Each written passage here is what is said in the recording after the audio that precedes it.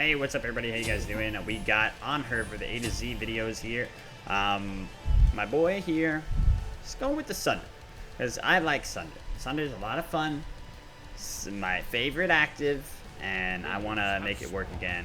It's not as good as Bracer, really isn't, but it's you know, it's good old Sunder. It's a good old reliable. It still has a function, provides a good service. So we're not gonna throw him out just like that. I think that Sunder definitely still has a place. I think they're going to nerf Bracer in the coming patch. And I think that'll definitely mean Sunder back in the meta. So, yeah, so let's look at Anhur here. We got Anhur, the boy, big staple of Duel, you know, one of the most notable Duel gods that people have been using since the very beginning. Everybody's known that Anhur is very good at Duel. And then he's kind of like the trademark Duel god just because he is so up in your face. He's so like, you know, 1v1 me bro kind of god. You know, he has so many tools for the boxing potential, and he's basically like a one-man team fight because of all of the stuff he can do. He's got so much movement, and he's got the pillar as well for CC and his own knockback / stun. And, you know, he's got a lot going for him. So definitely very strong god in every regard. Whether it's self-peel, which is very important in Duel, especially for ADCs, or just sheer burst in the early, or boxing potential in the late. So, trying to catch that. This guy seems pretty good with Soul. It's definitely making our early game look a lot better than mine, or look a lot better than my Souls.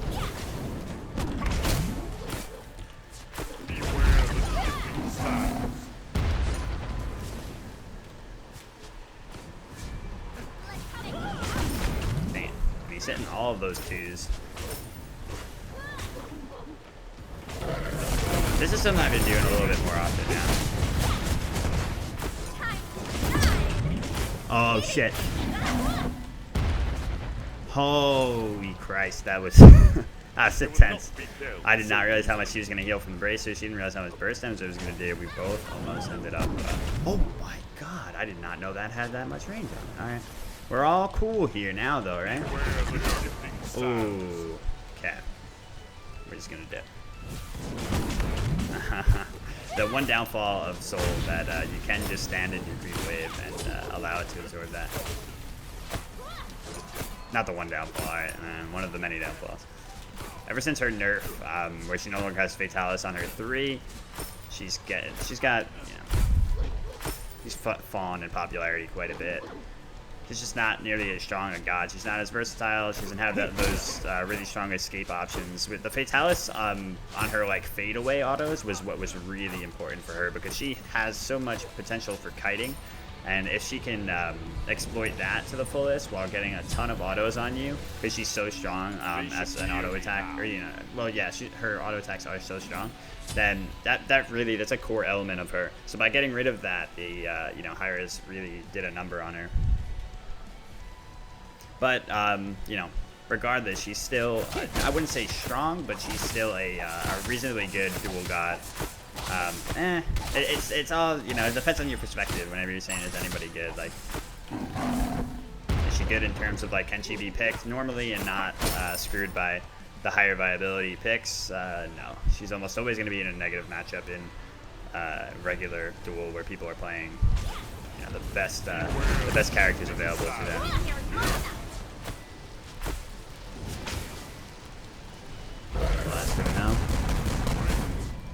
Oh my god damn it.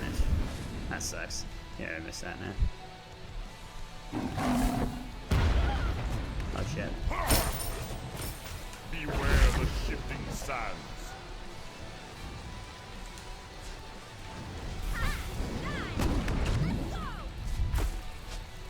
I really choked on that ult. That's one big thing for Anhur always, is like, whether you hit your ults or not is the big make or break for him.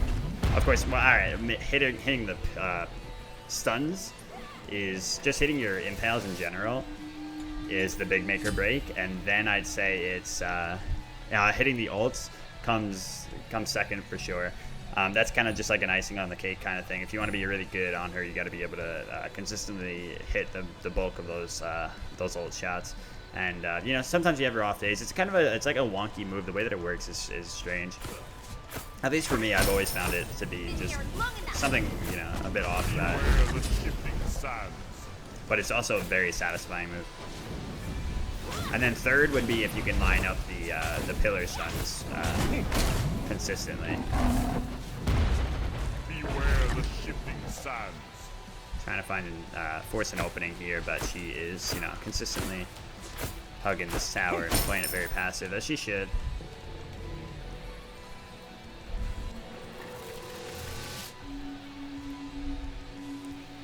The best build right now for Hunter seems to be this one, where you just go into defense after the Ickful, whether it's against the physical or magical god. Here it's going to allow me to rush straight into Pestilence, which is very nice, particularly in this matchup. We're fighting against Bancrofts now, and that's really the thing that's making Soul better nowadays, having more people use her. Beware the shifting sands. Oh! What? How did I hit her through this? I guess she canceled it quickly so that she could try to get her one out or something. I was going to be so ready to ult her, though, was the thing. There was no escape for her at that point. Oh, you know what? She might have even canceled it to try to brace her in time. But she might have extended past the bracer's, you know, the bracer's active lifespan. But either way, that just goes to show how volatile Anhur can be. He gets that one setup on you, that one jump when you're out of position, and boom, you're just gone like that. Even on a god with defensive options like Soul. Oh, really? Okay, we did block that one. That's my favorite thing to do with Anhur, by the way. Blocking projectiles with his pillar. It's just so fun.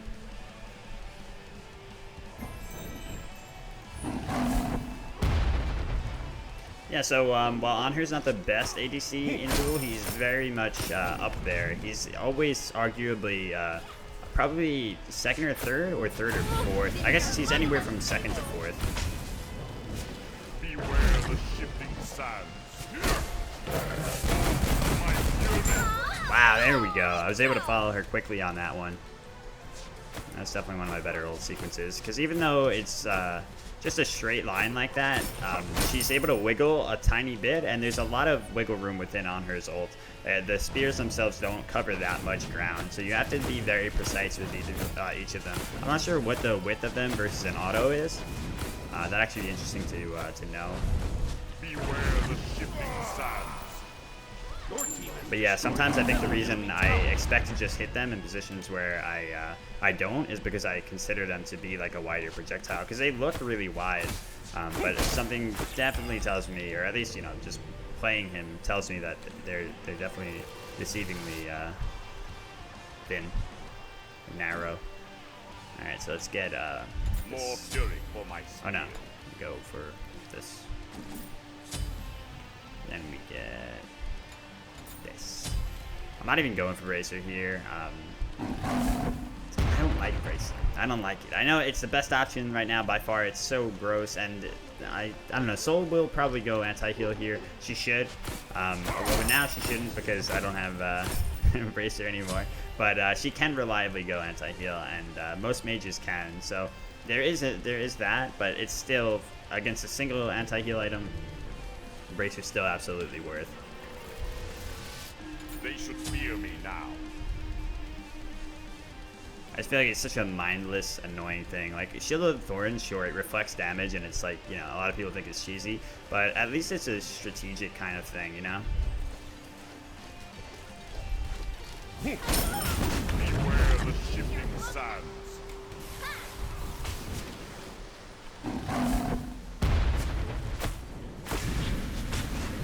Probably gonna take that. A little unstable. Beware the shifting sands.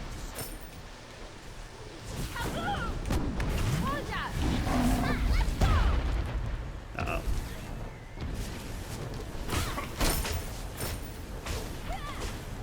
I really want to stick around for this rep up.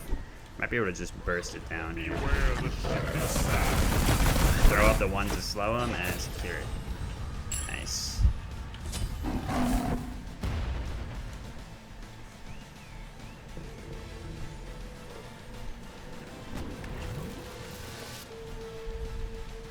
Of course, this does make it a little awkward going into Devo this late. It was right now. It's actually not that late because we're snowballing anyway. But yeah, getting the defense item and then Devo it's a little late. But hunters are the best late game gods in the game.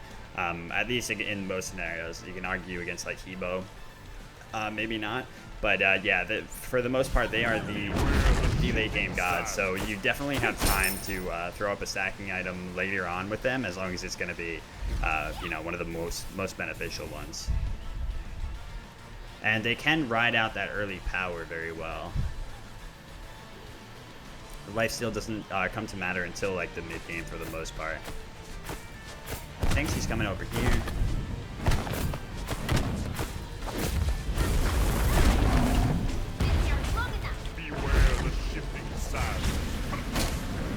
I think he's happy to just get me off of it there. That was definitely a little bit of a win for him. Like, he didn't get anything from us, but he wasted a bit of our time, and we're gonna miss one or two creeps. Never mind. Nice. She took my blue, maybe? Nope. So, alright, she didn't actually get anything off of that, but it was a good play. It was the right play. This guy's, like I said, he's playing it quite well, especially given the matchup he's in. One thing, though, that he hasn't done, he really needs to, is emphasize cooldown. If he's not going to go cooldown boots, which, I think is the right move, I think pen boots here definitely give him the power that he needs, and pen. He's going into Nemean here instead of breastplate, and that's really dangerous on Soul. She needs to have her heal up very often. Needs to have that 2 up for the poke and harass, and the 3 for the escapes more often. So yeah, I think there's a big oversight. Nemean's a fantastic item, but if you need the cooldown, in one area, the easiest to get it in is that breastplate. They should fear me now. If you're not going to go in the boots. I assume she'll probably sell the pen boots for cooldown boots in the late game. Now, most people like attack speed boots on her. This I should have went over earlier, actually. I like power boots. I just like the initial burst that he has. It's easier for him to clear the wave with them, and he just does. It just feels like Anhur to me. I've been playing this game. I've been playing him for so long that I don't like the change, everybody started going attack speed boots, and when I did it 2 times, and I hated it both times. I felt like I nerfed Anhur by doing it, But it's definitely the It's definitely not the case, though. As he turns so fast.